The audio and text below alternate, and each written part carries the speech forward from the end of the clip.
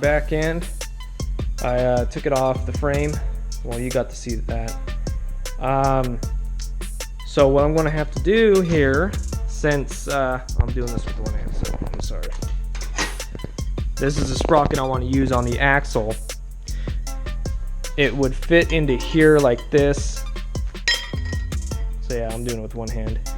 But this piece is going to hit, so I'm going to have to remove this piece and extend it out a little bit. And I'm going to use pipe for it because, well, pipe, I'm pretty sure pipe is a little bit thicker than this. And I have a pipe bender.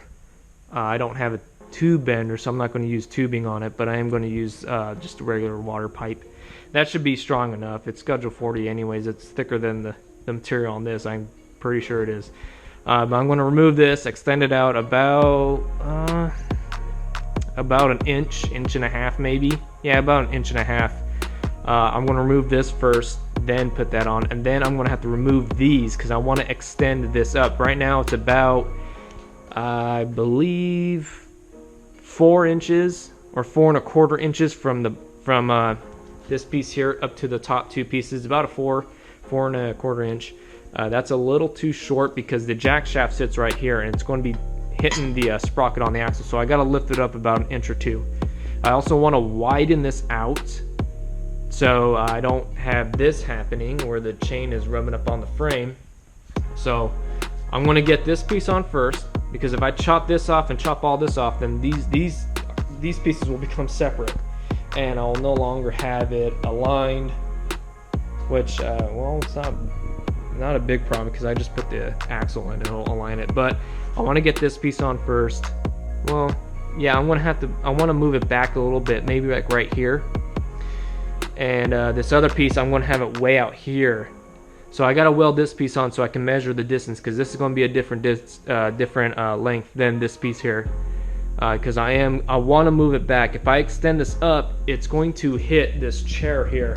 The engine's going to hit this. I don't want to remove this because it looks cute. It looks like a little office chair. So I'm going to have to move this back just a little bit. So that way I can mount the engine here, have it up a little taller, and extend it back so it doesn't hit that chair. So that's what I'm going to do. That's the game plan.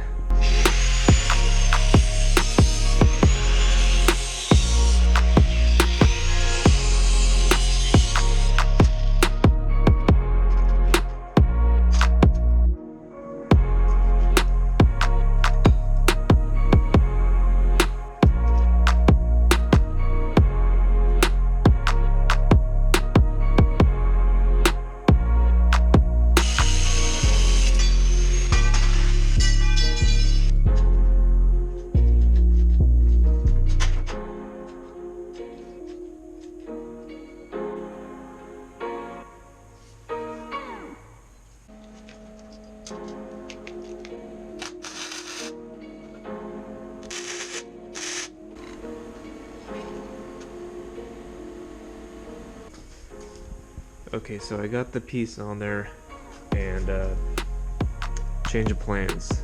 I'm not going to be cutting this piece off and the other piece off. I was supposed to, but making this piece reminded me how much I hated using that damn pipe bender. This piece is so ugly. It's kinked here on the edges. That's not the metal's fault, that's the pipe bender. It kinks it.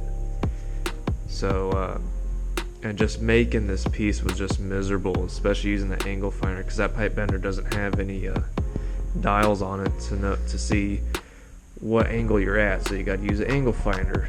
That angle finder is also cheap garbage. So I decided not to cut this piece off and this piece off.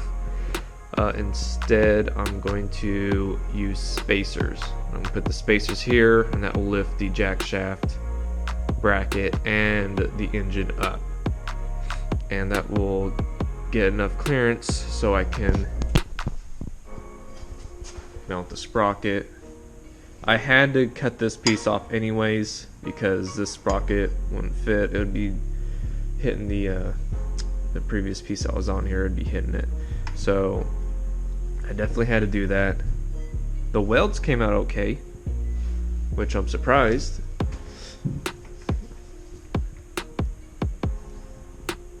Yeah, they came out pretty decent, especially in these hard to get areas down here, because I don't have a notcher. This pipe wasn't notched, so I had a large gap here.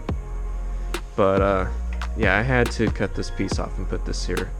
But I'm not going to do that to these guys, because my goodness, I hated bending up this pipe.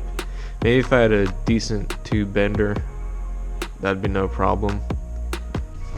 Well, I ran out of time today, so the next video I'm going to go ahead and get this sprocket and figure a way to mount it to the axle and then put the spacers on, and that would be everything. This thing will be a runner. Thinking about using or making my own hub and just trace out this pattern here and then make a hub piece for it.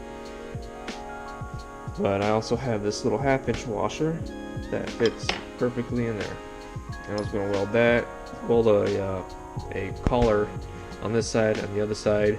They're going to be 1/2 inch, and then I'll take a 15mm drill bit and drill them out, because for some damn reason whoever built this thing wanted to use 15mm hubs, and it's hard to hell. I try to find a sprocket with a 15mm bore, and it's harder than hell to try to find that. Maybe they're out there, but I didn't see them. But that's going to be in the next video. I kind of ran out of time today. Yeah, so I should be done, and it should be rideable in the next video.